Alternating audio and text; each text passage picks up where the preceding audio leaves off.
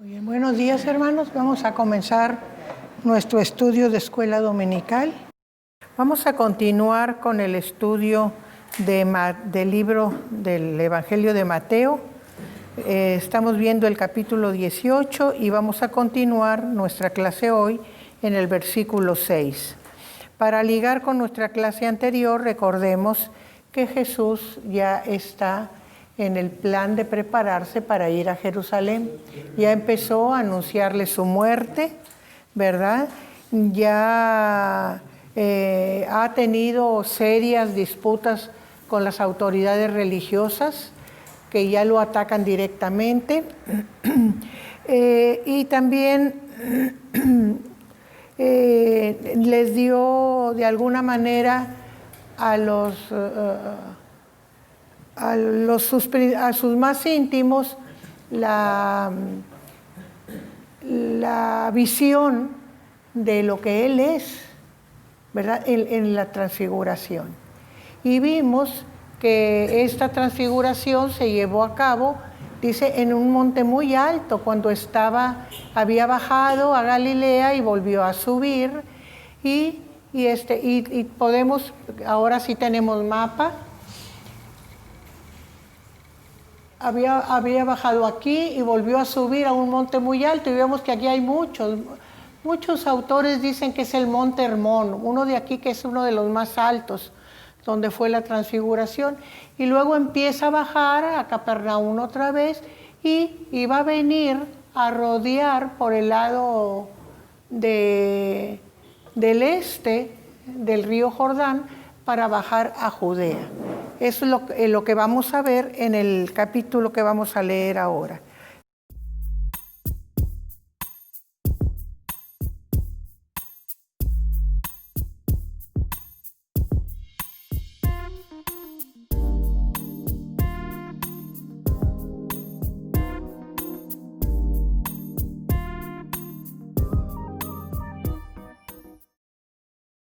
Nosotros habíamos visto que la inquietud de los discípulos por tener algo en Jesús, poder, riqueza, renombre, una cierta posición, no se les quitaba de la mente, a pesar de que Él les insistía en que no pensaran en lo material, sino se centraran en lo espiritual.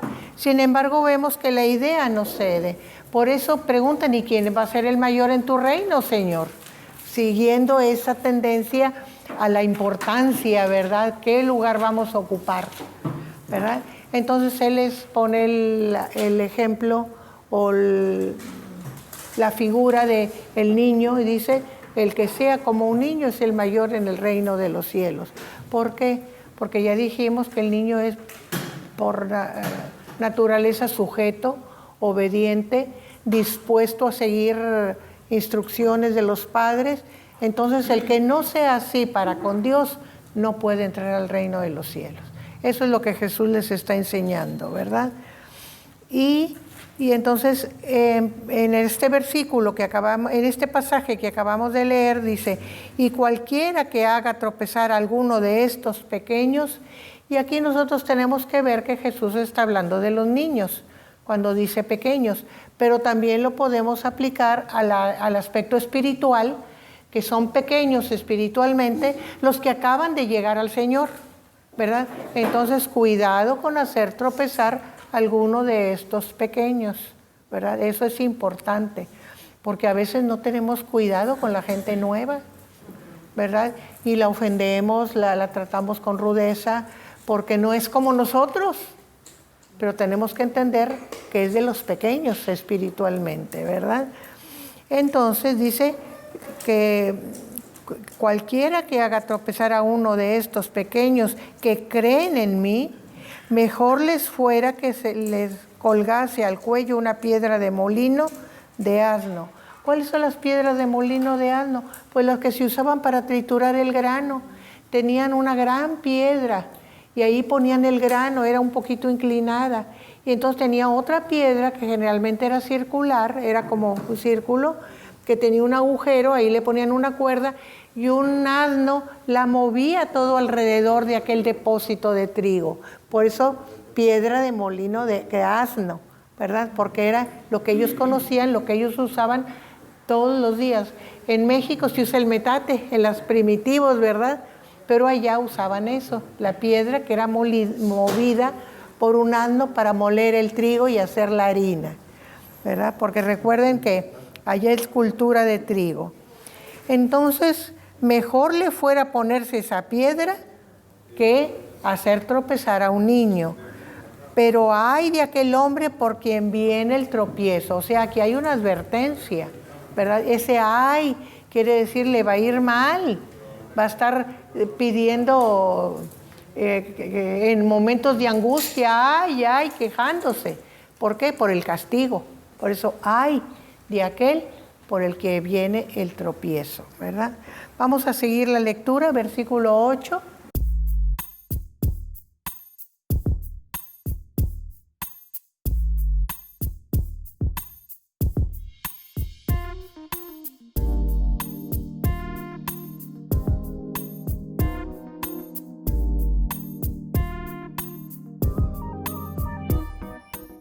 Aquí Jesús está diciéndonos qué es lo que nos puede hacer que cometamos pecado contra los pequeños, ¿verdad? Y por ejemplo, cuando dice tu mano, tu pie te es ocasión de caer, quiere decir, por ejemplo, cuando usamos nuestras manos o nuestros pies, ya sea obrando o caminando, yendo para perjudicar, ¿verdad? Entonces, mejor te es que te quites eso que te hace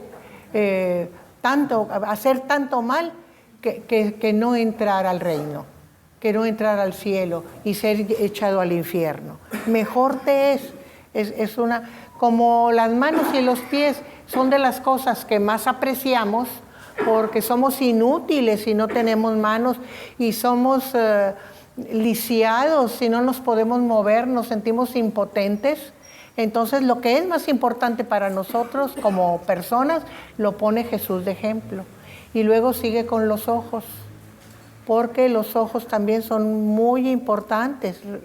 Recuerden nada más la dificultad que tiene un ciego para relacionarse, para movilizarse, para todo, ¿verdad? Entonces, si tu ojo, ¿y por qué?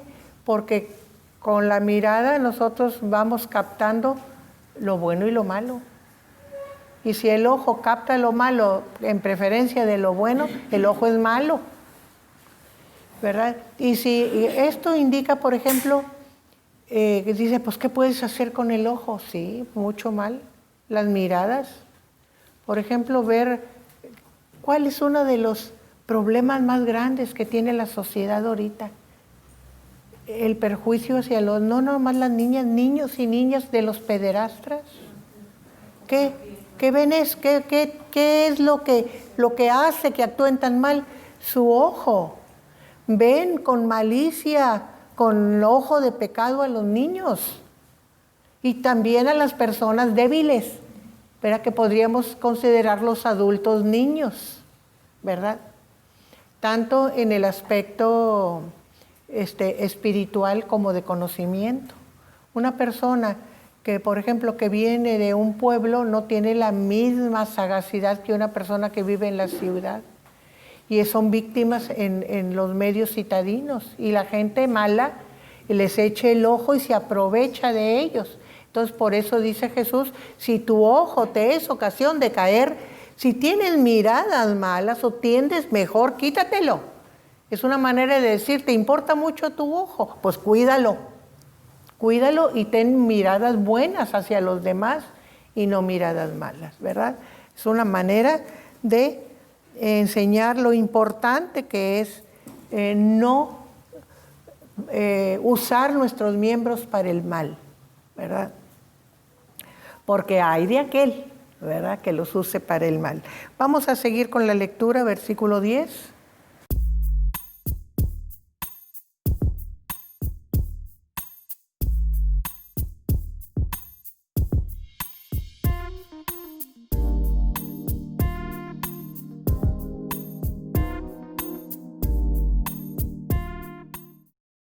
Este pasaje es muy interesante porque da lugar a la idea muy, muy amplia del ángel de la guarda. Y aquí Jesús dice que los niños tienen un ángel que los cuida y que ese ángel siempre está, tiene posibilidad de estar frente a Dios. O sea, le puede pasar a Dios todos los problemas de los niños de inmediato, ¿verdad? Ya nosotros vimos en Apocalipsis cómo los ángeles tienen muchos trabajos. Y aquí Jesús está diciendo, mirad que no menospreciéis a uno de estos pequeños. Fíjense que antes era mal físico, un mal que les podías hacer de hecho, pero aquí es de intención, de carácter, de manera de ser, de actitud, porque el menosprecio no es una acción física, es una acción mental, es una acción de actitud, es una acción que yo no hice nada, podíamos decir, ¿verdad? Pero le hablaste mal, lo trataste mal, lo hiciste sentir que no valía nada. O sea, ese es menosprecio, ¿verdad? Y Jesús está advirtiendo contra menospreciar a los niños y a las personas nuevas, ¿verdad? Entonces, mirad que no menospreciéis a uno de estos pequeños, porque os digo que sus ángeles en los cielos, o sea, no están desamparados, están cuidados. Y esos cuidadores que se encargan de ellos están en contacto de Dios constantemente. ¿Qué quiere decir? Que Dios puede estar muy ocupado, pero aunque esté muy ocupado Dios con muchos asuntos, siempre tiene tiempo para ocuparse de los niños. Y eso es muy importante porque a veces como grupos, como familias, como iglesias, no les damos a los niños la importancia que tienen, ¿verdad? Tenemos que tener cuidado de ser también nosotros amorosos, cuidadosos, atentos con los niños, viendo todos los aspectos, ¿verdad? En esto nosotros vemos la diferencia que hay entre conocer la Escritura y no conocer la Escritura. ¿Por qué? ¿Qué dice la Escritura? Mi pueblo se perdió, ¿qué? Por falta de conocimiento. Y mucha gente actúa muy mal por falta de conocimiento. Por eso es tan importante conocer la Escritura. Vamos a ser mejores personas, vamos a actuar mejor, vamos a tener más reglas para seguir y hacerlo bien todas las cosas si conocemos la Escritura, y aquí lo estamos viendo. Son muy diferentes las personas que conocen la Escritura en su trato con los niños que los que no la conocen, ¿verdad? Entonces, si esto nos sirve a nosotros, debemos procurar darlo a conocer en un medio más amplio, para que más gente pueda actuar de buena manera, porque conoce los principios de Dios para el trato de los niños, ¿verdad? Hermana, si me permite agregar, eso que usted está diciendo es muy importante, que les demos un lugar a los niños y respeto porque lo merecen, son seres humanos igual que nosotros en una etapa de vida diferente. Cuando yo participé aquí con los niños, cuando yo les hacía preguntas a los niños, yo me quedaba sorprendida de la sabiduría con la que ellos contestaban. Yo lo que sugiero es que además de darles respeto, les demos un lugar y los tomemos en cuenta para lo que se necesita tomarlos en cuenta. Está en una etapa de vida diferente, por eso Dios nos puso a los padres como guías, pero es importante darles un lugar y tomarlos en cuenta y escucharlos, porque tienen una gran sabiduría. Sí.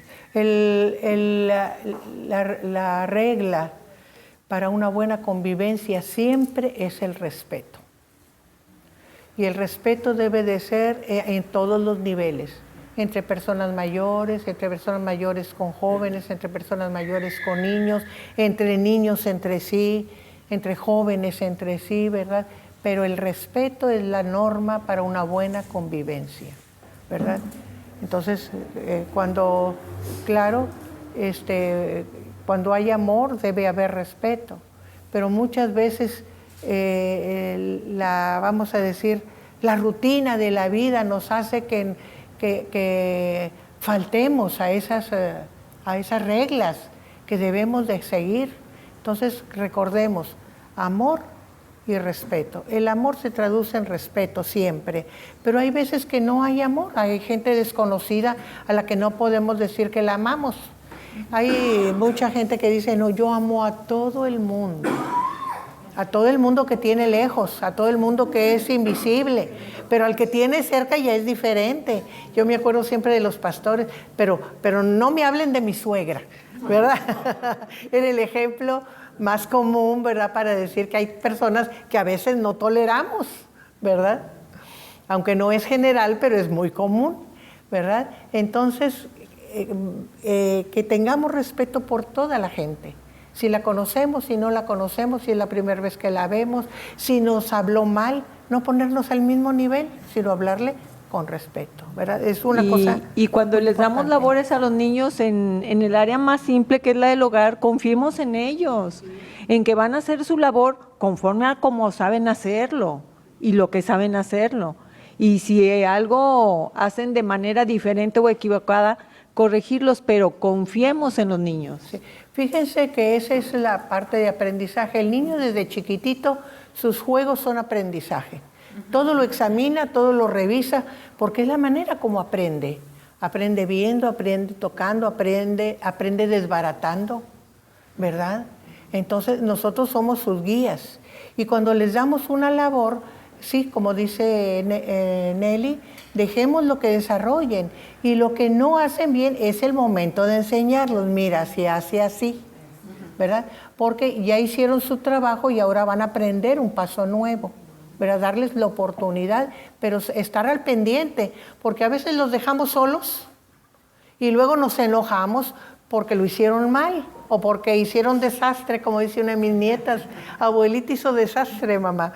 O no se los permitimos, hermana, porque no confiamos en que lo van a hacer como nosotros lo hacemos. Sí, y no se puede, nosotros somos adultos y ellos, niños o jóvenes, están aprendiendo, pero sí supervisarlos para orientarlos en cómo se debe hacer completo el trabajo, bien, ¿verdad? Hasta aquí lo hiciste bien, no, así no, síguele así o así.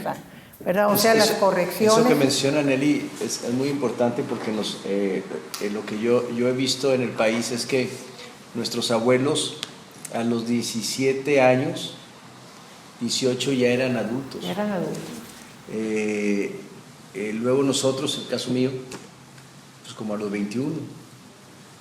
Y ahorita de la adolescencia está prolongando hasta los 25, 26, o sea, 25, 26, y todavía los muchachos no dan el estirón, pero la culpa no es de los muchachos, sino una educación mexicana demasiado paternalista y sobreprotectora, que en el fondo, lo que estamos denotando es una gran desconfianza desde que son niños. Cuando uno desea proteger a alguien tanto, es porque precisamente no confiamos en ellos, es decir, los estamos subvalorando. Así es. Subvalorando. Y yo creo que ahorita es algo que se da mucho en las familias en general. En general. Algo que se menciona mucho es que en Estados Unidos salen de high school y los muchachos salen de su casa para ir a mantener su departamento, ¿no? Entonces tienen que dar el estirón. Y nosotros no, ahí la llevan y ya pasan 24, 25, 26 años y si bien te va ahí como a los 27 empiezan a sacar la cabeza. Entonces sí es algo muy importante esto que comenta Nelly sobre lo que Jesús dice, que dice, mirad que no menospreciéis, es la frase de Jesús en el 10, mirad que no menospreciéis, porque se menospreciaba. Se menosprecia en la actualidad. No valían. Sí, y yo lo que sugiero de que cuando se le permite al niño hacer algo, obvio no lo va a hacer como nosotros, pero reconozcamos, lo hiciste muy bien, solo te faltó esto más. Sí, reconocerle lo que hizo bien, sí. En lugar de criticarle que hizo mal. O no lo hiciste bien, no, sí lo hizo conforme a sus fuerzas y su conocimiento. Pero te faltó esto más para la otra. Sí. Sí. Bueno, ya vemos. Una cosa que también yo me he fijado en estas últimas generaciones es que a ellos muchas veces cosas que no les gustan, no las hacen. No, es que esto no me gusta hacerlo. Y no lo hacen, ¿verdad? Entonces también es necesario enseñarles que la vida no es hacer nada más lo que a uno le gusta, ¿verdad? Sino que hay cosas que uno tiene que hacer. Yo pienso que en estas generaciones de ahorita les estamos dando los demás y no les permitimos a ellos hacerlo, porque antes de que lo pidan ya se lo están dando, ya se lo están dando. No se desarrollen como nosotros decimos, que tenemos que hacer las cosas por nosotros mismos. Lo que pasa es que hay una etapa, una generación que es déjame darle lo que yo no tuve y facilitarle las cosas, y en lugar de enfrentarlos a desafíos, los muchachos hacen lo que dice el pastor, esto no me gusta, pero aparte porque no los hemos dejado tener frustraciones. Entonces, si él no tiene frustración, no va a aprender. Entonces, y aparte tenemos gente, niños, adolescentes, que son poco tolerantes a la frustración, y luego vienen los conflictos, los bullying que le llaman, precisamente porque no acepta a la otra persona. Exactamente. Sí. Y eso es causa del ausentismo de los padres, porque no hay hogar. Hay casa, pero no hay hogar, como nosotros vivimos. A ver, vamos a oír a Ana Karen. Bueno, yo siento que muchas veces eso que pasa es porque, como dijo la hermana, les están dando lo que ellos no tuvieron.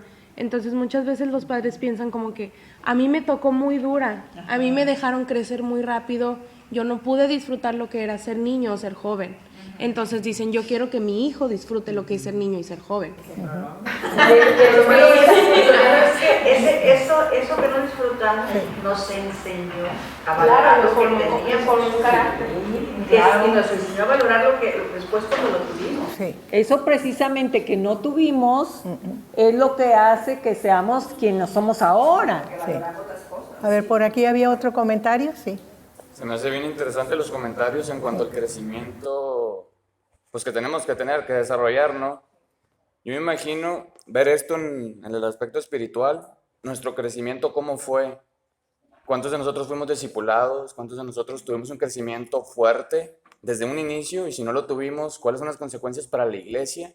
A veces creo que todo esto, si lo aplicas a que no creciste bien espiritualmente por alguna razón, la razón que tú quieras, no tuviste un buen maestro, alguien no se preocupó por ti en discipularte, imagínate, vas a ser una carga o vas a ser un niño para la iglesia en lugar de ser un adolescente o adulto espiritualmente hablando. Entonces, más que ayudar a la iglesia, vas a ser un problema para la iglesia y no vamos a crecer. Porque mencionaron demasiados ejemplos en cuanto al crecimiento como los niños, que es una realidad, pero yo me imagino cuántas cosas no hay espiritualmente que no vemos porque no creciste bien. Los problemas en la iglesia generalmente son falta de carácter de las personas que formamos la iglesia. Somos intolerantes con los demás, no son como yo, entonces se crea un conflicto. El pastor Vaqueiro tenía una expresión que decía que había hermanitos y cristianos de azúcar, que no los podían tocar porque se desmoronaban, se desbarataban, ¿verdad? ¿Qué quería decir? Que todo les molestaba. No les podía decir, oye, en esto estás mal, mira, estás formando mal a tus niños. Había una familia que el muchachito era muy travieso y en el jardín, toda la orilla del jardín estaba sembrado de flores. Había geranios y ahorita no hay nada, pero en ese tiempo todo.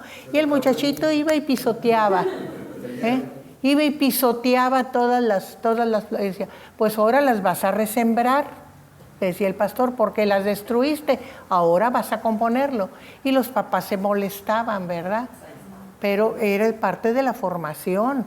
Si hiciste un daño, lo tienes que reparar, ¿verdad? Es aprendizaje. Pero esos cristianos que se molestan, ¿verdad? Porque en sí no tienen carácter tampoco, lo que nos decía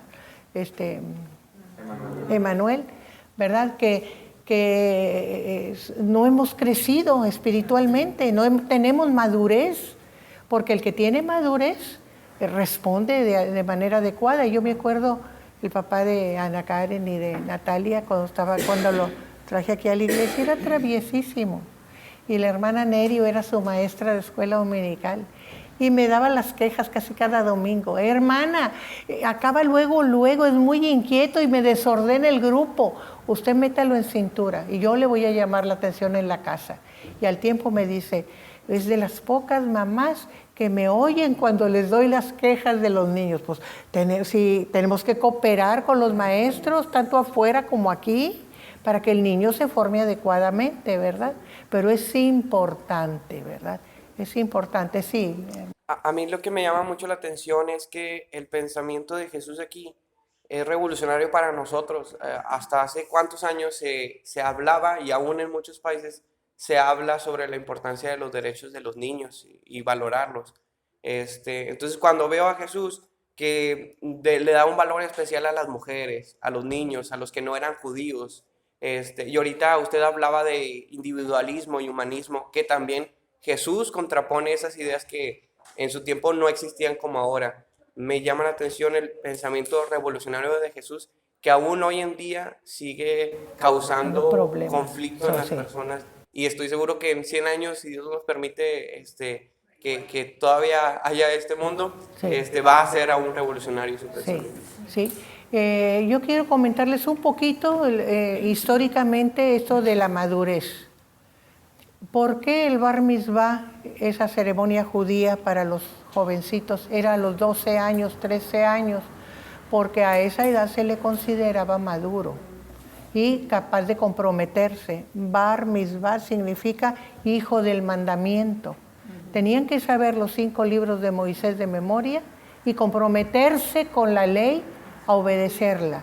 Entonces ya eran maduros. Y quiero decirles que en la época de mi papá, de los papás de muchos de ustedes, y hablo de mi papá porque yo soy mucho mayor que mucha gente de aquí, ¿verdad? Yo ya estoy pisando los 80 cerquita, entonces ya llovió cuando mi papá era niño, ¿verdad?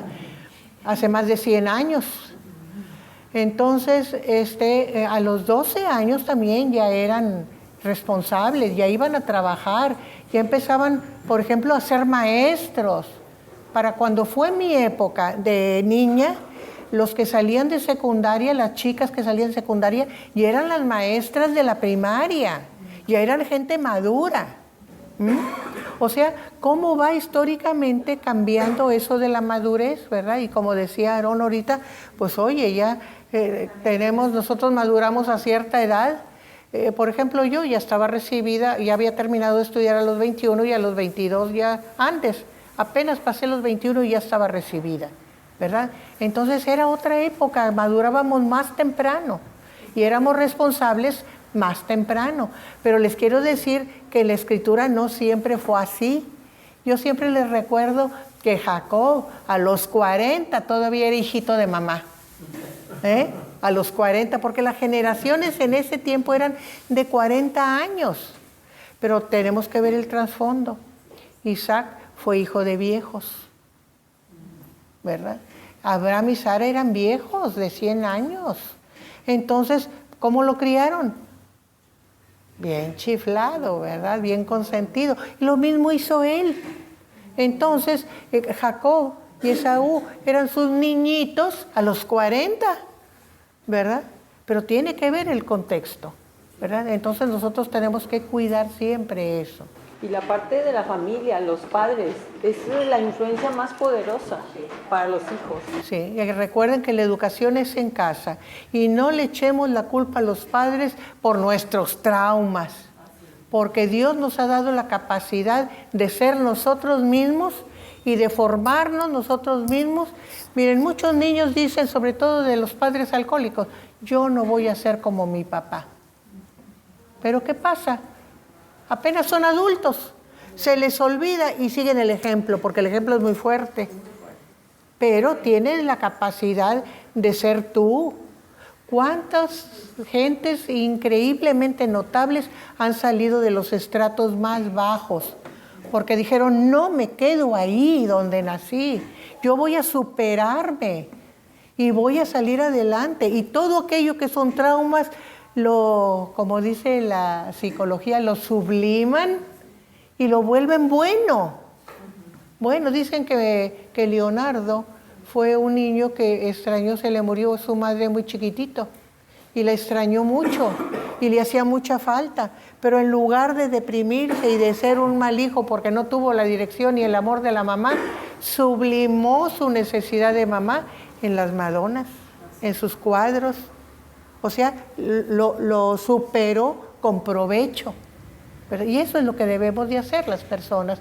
Y cuando tenemos al Señor, eso es sumamente fácil porque Él está con nosotros y Él nos saca adelante de lo que nosotros no podemos. Nos ha dado capacidades, fuerzas y fortalezas para salir adelante ante cualquier situación de crisis. Y la situación de crisis precisamente es para que pongamos en práctica esas capacidades, dones y virtudes que Dios nos ha dado. Y que a veces ni conocemos. Así es. Entonces, pero a veces las personas se quedan en ese estado emocional momentáneo, pero es para que nos demos cuenta qué es lo que tengo yo para salir adelante. Y claro que la tristeza existe y claro que es necesario sentirla, vivirla, pero ¿qué voy a hacer ante eso? ¿Qué tengo para salir adelante? Y todos tenemos capacidades, fuerzas y fortalezas, competencias, como se dice ahora, y habilidades para salir adelante ante cualquier situación de crisis. Acaba este pasaje diciendo, porque el Hijo del Hombre ha venido para salvar lo que se había perdido. O sea, aquello que parecía que no valía, aquello que no tenía esperanza, aquello que dalo por perdido, porque así dice, lo que se había perdido, Jesús vino a sacarlo adelante. Por eso se ocupaba de los pecadores, se ocupaba de la gente con necesidad, se ocupaba de los despreciados, como eran las mujeres y los niños. ¿Por qué? Porque realmente estaban perdidos para la cultura que él estaba viviendo, ¿verdad? Entonces, vamos a seguir con la lectura, versículo 12.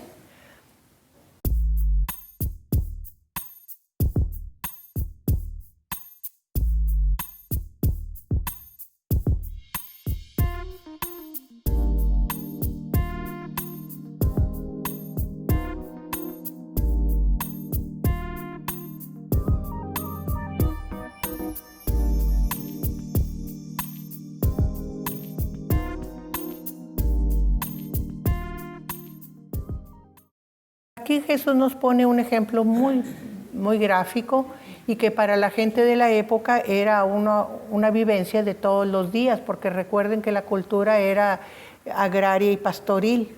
Entonces casi todos tenían esas actividades y todos sabían del manejo de las ovejas. Entonces perder un animal era una pérdida enorme, ¿verdad? Enorme. Entonces tenían que afanarse por buscarla. Antes de que se muriera, que la atacaran las fieras del campo o que pereciera de hambre o herida, ¿verdad? Había que apurarse a buscarla. Y dice Jesús, ¿verdad? ¿Qué os parece si un hombre tiene 100 ovejas y se descarría una de ellas? O sea, tiene muchas. Podría decir, ¿para qué me preocupo? Tengo muchas, ¿qué? Se perdió, y ya me voy, ya me cansé, estoy todo el día de trabajo y ya las voy a recoger y que se pierda. Pero no, dice, deja las 99 y va, aunque esté cansado y aunque sea de noche, como sea, y busca la que se perdió, la busca. A ver, ¿por qué se pierden? Generalmente las ovejas se mueven todas juntas en el hato, pero a veces alguna se distrae con cierta pasturita que le gustó y ahí sigue la hilerita porque ahí corrió el agua y se va por ahí y ni cuenta se da de que las demás se movieron y se fueron. Así es como se pierden. No es tanto por el deseo de irse o de apartarse, ¿verdad? Porque la palabra descarriar, salirse del carril, de alguna manera implica una cierta voluntad de hacer las cosas. Pero aquí, en este ejemplo, no es así. No es porque se quisiera ir, sino porque se descuidan. Eso nos pasa con los niños. A los niños no los podemos soltar porque para cuando acordamos ya se nos movieron y se nos fueron, ¿verdad? Es algo que increíble cómo se mueven los niños. Entonces siempre los tenemos que tener al ojo. Pues esa se fue caminando y fue siguiendo la pasturita que le gustó y para cuando acordó ya estaba sola. Y cuando quiso buscar el rebaño se fue por donde no debía y se perdió. ¿verdad? A veces se van por lugares peligrosos. Es muy conocido el cuadro que vemos que se despeña la ovejita y que está en un lugar incómodo, que está a punto de desbarrancarse y ahí está quietecita, asustada. Eso es muy común. Pero también es muy común que esté en un medio árido solo, en donde no hay nada, no hay ninguna protección, porque los animalitos por instinto buscan la protección. Pero recuerden que el terreno de Judea es un terreno desértico. No hay mucho, los cerros son pelones, ¿verdad? Entonces no hay dónde protegerse, ¿verdad? Entonces el pastor va y la busca. Y dice que cuando la encuentra, tiene un gozo que no puede ocultar, tiene que contárselo a todo mundo, que encontró su oveja que se le había perdido. Y eso lo ejemplifica Jesús también cuando dice que en el cielo hay gozo por un pecador que se arrepiente. Ese pecador que se arrepiente representa esa oveja perdida, que Dios tiene, la oveja en su desesperación clamó, Dios la oye y la saca adelante. Viene el Espíritu Santo y nos remueve nuestro interior y sabemos que necesitamos de Dios en esa pedida de auxilio y entonces somos rescatados. Hay el arrepentimiento, hay el deseo de pertenecer a Dios y de seguirlo, ¿verdad? Entonces hay gozo en el cielo por uno que se arrepiente, igual que el pastor que tiene gozo por una oveja que rescata, que se había perdido, ¿verdad? Entonces ahí vemos es la relación del cuento, de la parábola, de la ilustración con la vida real, ¿verdad? Y dice, ¿verdad?, que se alegran más por ella. ¿Por qué? Porque las otras no necesitaban cuidado, estaban cuidadas, estaban protegidas, pero aquella que necesitaba protección la recibió y se rescató, y por eso es el gozo, ¿verdad?, por el rescate. Y el versículo 14 es muy importante. Así no es la voluntad de vuestro Padre que está en los cielos que se pierda uno de estos pequeñitos. O sea, para Dios es muy importante. Todos los que acceden, los que son pequeñitos, que se están formando de edad, y también los pequeñitos espiritualmente, son muy importantes. Entonces, nosotros como iglesia tenemos la obligación de guardarlos, de cuidarlos, de velar por ellos, de tratar de rescatarlos cuando se desvían, se salen, ¿verdad? Es importante. Seguimos con la lectura, versículo 15.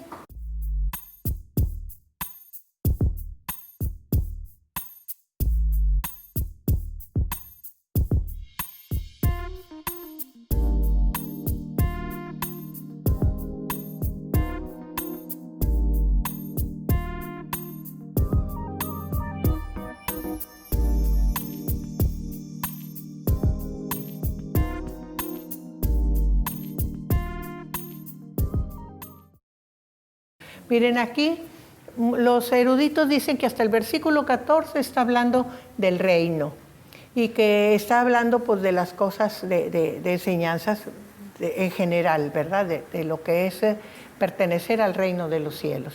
Y que de aquí en adelante empieza el trato con la iglesia. Pero yo veo otra cosa aquí. Jesús está hablando de el cuidado que debemos de tener de los pequeñitos. Y en el cuidado ese está hablando de cómo debemos comportarnos dentro del grupo de creyentes, ¿verdad? O sea, ya está hablando de la iglesia. ¿Se acuerdan que les dije que había dejado un poco lo que era el ministerio a Israel y empezaba a tratar, se fue al norte, ¿se acuerdan? Que fue a la región de Sidón y Tiro y por allá tuvo muchas experiencias, que es una región por acá que está fuera del territorio de Israel. Entonces empieza una labor que es diferente en Jesús, un ministerio que es diferente en Jesús. Y empieza a enseñarles a los discípulos lo que ellos van a tener que practicar cuando Él se vaya. Porque ya les empezó a anunciar que se va a ir, que va a morir, ¿verdad? Entonces esto es parte de. Y esto tiene relación también con los versículos anteriores, porque a veces decimos, ¿y por qué sale con que el perdón? Pues porque esos pequeños que se equivocan, esos pequeños que se extravían, esos pequeños que cometen faltas porque no están formados totalmente, ¿cómo nos vamos a portar con ellos? Y entonces Jesús dice, si tu hermano peca contra ti, si peca es porque no es maduro, porque es un niño espiritualmente, porque no está formado debidamente, ¿verdad? Hay tanta gente en la iglesia que tienen años y años, los que decimos que nomás vienen a ocupar la banca, luego tienen años y años de venir, pero siguen siendo niños, no crecieron. Entonces esos son los que se menciona aquí. Si tu hermano peca contra ti, ve y repréndele, estando tú y él solos. O sea, no lo exhibas, no lo exhibas. Trata de arreglar las cosas en privado. Tienes que enseñarle, no tiene madurez, pero tú sí, tú eres un adulto espiritual. Enséñale, repréndelo, ¿verdad? En privado. Y si te oyere, has ganado a tu hermano, o sea, lo rescataste como la oveja perdida, ¿verdad? Mas si no te oyere, porque puede ser que no haga caso, que sea un testarudo, o que quiera montarse en su macho, ¿verdad? Porque yo quiero estar enojado contigo y no me vas a hacer cambiar. Entonces, si no te oyere, toma aún contigo a uno o dos, para que en boca de 2 o 3 testigos conste toda palabra. O sea, que conste delante de testigos que yo quise hacer las paces y le quise reconvenir y hacer reconocer que cometió una falta, que me ofendió y que cometió una falta. Pero yo no quiero seguir enojado con él y quiero que responda, ¿verdad? Que reconozca y ya quedar en paz. Porque eso es todo. Reconoce tu falta, nos perdonamos y se acabó, ¿verdad?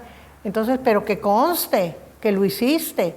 Ya lo hiciste en privado, no yo. Bueno, que conste que tú tienes la intención de rescatar a tu hermano del pecado, ¿verdad? Llamándole la atención acerca de su falta. Entonces, si acaso dice no te oye, ¿verdad? Entonces, dilo a la iglesia. ¿Por qué? Porque entonces ya tenemos un grupo de testigos mayor. Bueno, yo tengo este conflicto, ¿cómo le vamos a hacer? A ver qué opina la iglesia. Porque en el, ¿qué dice? No es en el conocimiento, sino el consenso de un grupo grande está la sabiduría, porque podemos, si uno le falta, el otro es más sabio o es más prudente, entonces podemos llegar a una buena solución, ¿verdad? Todo esto, fíjense, el concepto de Jesús no es, porque a veces lo tergiversamos, no es para exhibir a la gente, como a veces usamos la oración para chismear lo que le pasa al hermanito. No, es para ayudar, para apoyar, para sacar adelante el problema, ¿verdad? Entonces, dilo a la iglesia. Y si no oyere a la iglesia, entonces ya hiciste todo tu trabajo. Entonces dice, tenlo por gentil y publicano. ¿Qué quiere decir gentil y publicano? Que no es de la congregación, que no es del pueblo de Dios. Eso quiere decir, ¿verdad? Los publicanos, recuerden que los tenían fuera, que no los consideraban del grupo. Y los gentiles pues eran de otros pueblos que no pertenecían a Israel. Tenle en ese concepto, que no pertenece al grupo. ¿Por qué? Porque no quiere reconciliarse, no quiere pedir perdón, no quiere reconocer sus faltas, no quiere corregirse. Entonces tenle por gentil y publicano. ¿Qué es esto? La manera de comportarnos dentro de la iglesia, como grupo de creyentes. O sea, el publicano era el que cobraba los impuestos para los romanos, ¿verdad? Y por trabajar para el extranjero era considerado extranjero, ¿verdad? Porque estaba con los extranjeros, ¿verdad? En contra de su pueblo, por eso los veían tan mal, ¿verdad? Muy bien, entonces.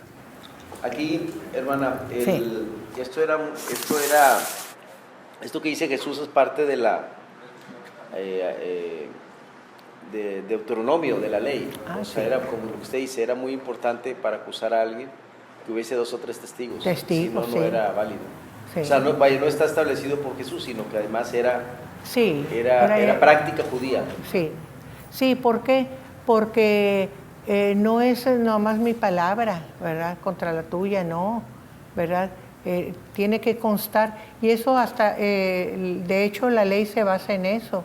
Si no hay testigos, no tiene validez una aseveración, pero si hay testigos, entonces sí tiene validez, ¿verdad? Por eso era importante, porque podía decir, no, tú no me dijiste nada, pero ya con testigos sí, le habló, le dijo, le reconvino, y él no quiso ir, ¿verdad? Ya con testigos. Esa era la razón de que hubiera testigos. Muy bien, seguimos adelante con la lectura.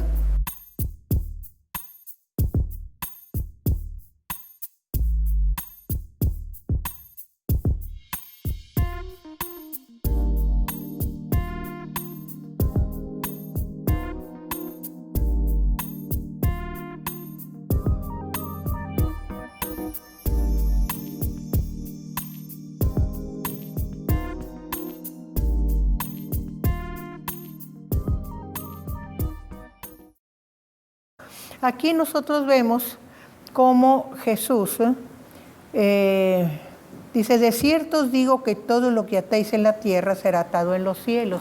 Y aquí nos damos cuenta que Jesús está hablando de el trabajo que hacemos como grupo en favor de extender el reino, y no como lo considera algunas gentes, que era especial para Pedro. Recuerdan que le dijo a Pedro, ¿verdad? Lo que atares en la tierra será atado en el cielo, y que lo de que atares en la tierra será desatado en el cielo. No, porque Pedro era el importante, ¿verdad? No, aquí vemos que es para todos.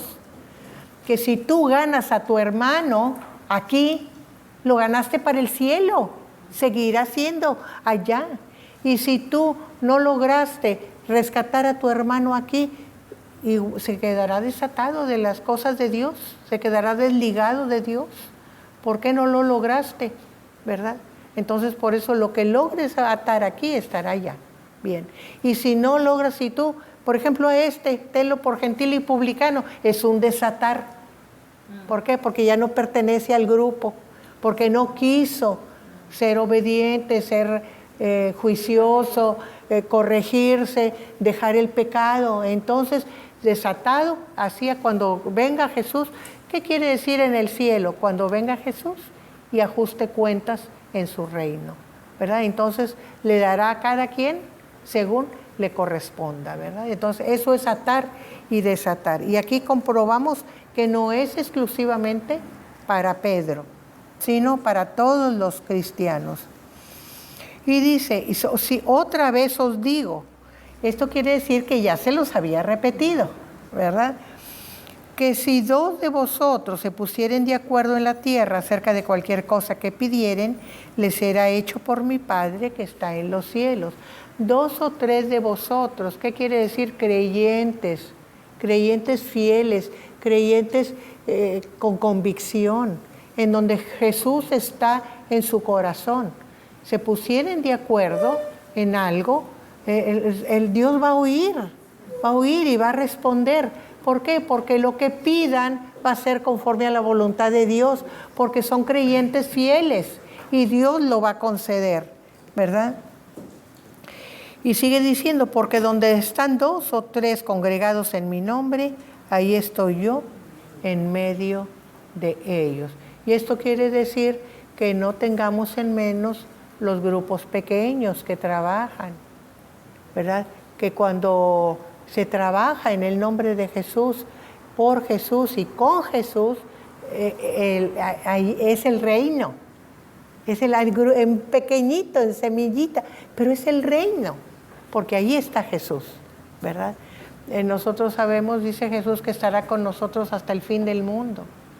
Y la manera en que Él nos da esa seguridad es cuando dice, vendrá el otro consolador. Yo he estado Están muy tristes los discípulos cuando Él se va a ir. Y dice, no estén tristes, porque si yo no me fuere, no vendrá el otro Consolador que viene a ocupar el lugar físico de Jesús, que estaba en medio del grupo, en nosotros. El Espíritu Santo, que es el Consolador, viene a ser como Jesús dentro, siempre con nosotros.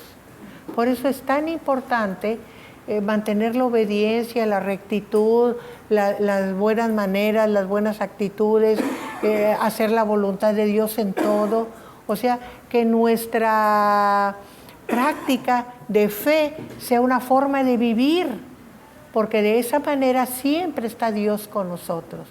¿Por qué? Porque cuando nosotros hacemos cosas que a Dios no le agradan, dice que el Espíritu se entristece, se contrista y nos deja solitos. No quieres estar conmigo, como que se va retirando. Entonces, no contristéis, dice Pablo, al Espíritu Santo, ¿verdad? Que es Dios con nosotros, ¿verdad? Entonces, qué importante es eso.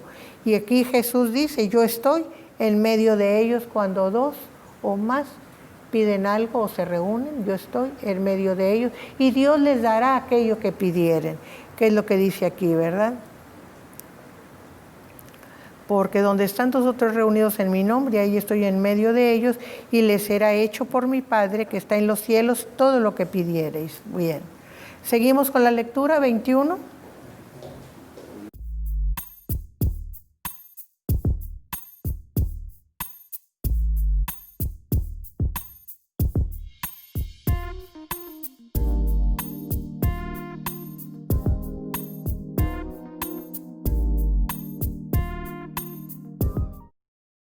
Aquí Pedro se está luciendo, ¿verdad? Como siempre, aventándose. Señor, no podemos ser tan consecuentes, tenemos que reclamar lo nuestro, ¿verdad? Y dice, y cree que fue muy abundante, hasta 7 debemos perdonar, Señor. Ya me pasé de la raya, ¿verdad? Es mucho, 7. ¿Y qué le dice Jesús? Hasta 70 veces 7. Acuérdense que el 7 significa lo perfecto, lo completo, ¿verdad? Pero Jesús lo amplía, ¿verdad? Lo amplía ese 7 hasta 70 veces 7. O sea, tienes, ¿por qué? Porque tenemos que estar conscientes que la forma que pecamos nosotros contra Dios es constante, y Dios nos perdona y nos oye y nos ayuda y nos limpia y nos hace salir de nuestras tonteras, de nuestras necedades, de nuestra mala voluntad, ¿verdad? Y si Dios es así con nosotros, ¿qué obligación tenemos nosotros? La misma obligación para con nuestro prójimo, ¿verdad? Si queremos seguir bien con Dios, nosotros también tenemos que estar bien con el prójimo. Así que todas las veces que te pida perdón tu prójimo, tú tienes obligación de perdonarle. Y así restablecemos la comunión con Dios constantemente. Muy bien, ¿cómo andamos ya? ¿Se nos acabó el tiempo? Bueno, pues muchas gracias.